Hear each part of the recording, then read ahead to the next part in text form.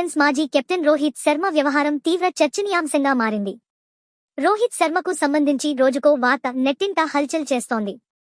తాజాగా Mumbai Indians franchise owner Akash Ambani, Rohit Sharma ఒకే కారులో ప్రయాణించడం హాట్ టాపిక్గా మారింది. ఐపీఎల్ 2024 సీజన్ ప్రారంభానికి ముందు ముంబై ఇండియన్స్ తమ కెప్టెన్సీ బాధ్యతల నుంచి రోహిత్ శర్మను తొలగించి హార్దిక్ పాండ్యాకు అప్పగించిన విషయం తెలిసిందే. అయితే ఈ నిర్ణయంపై రోహిత్ శర్మ అసంతృప్తిగా ఉన్నాడనే ప్రచారం జోరుగా సాగుతోంది. హిట్ మ్యాన్ ఫ్యాన్స్ అయితే ఈ నిర్ణయాన్ని ఏమాత్రం జీర్ణించుకోలేకపోతున్నారు. ప్రతి మ్యాచ్ సందర్భంగా తమ నిరసనను తెలియజేయడంతో పాటు హార్దిక్ పాండ్యాను గేలి చేస్తున్నారు. కొందరైతే ముంబై ఇండియన్స్ జట్టును వదిలేయాలని రోహిత్ శర్మను సూచిస్తున్నారు.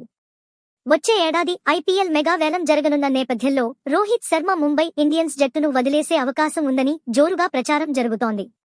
రోహిత్ వేలంలోకి వస్తే తీసుకునేందుకు మిగతా ఫ్రాంచైజీలన్నీ సిద్ధంగా ఉన్నాయి. అయితే రోహిత్ శర్మను మరో జట్టులోకి పంపేందుకు ముంబై ఇండియన్స్ సుముఖంగా లేనట్లు తెలుస్తోంది.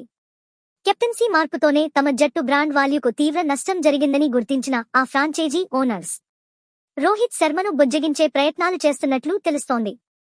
ఈ క్రమంలోనే ఆకాశ్ అంబానీ రోహిత్ శర్మతో కారులో ప్రయాణించినట్లు ప్రచారం జరుగుతోంది.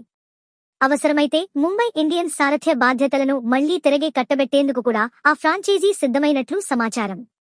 ఐపీఎల్ 2024 సెకండాఫ్లోనే ఈ నిర్ణయం తీసుకోవచ్చనే వాదన కూడా వినిపిస్తోంది.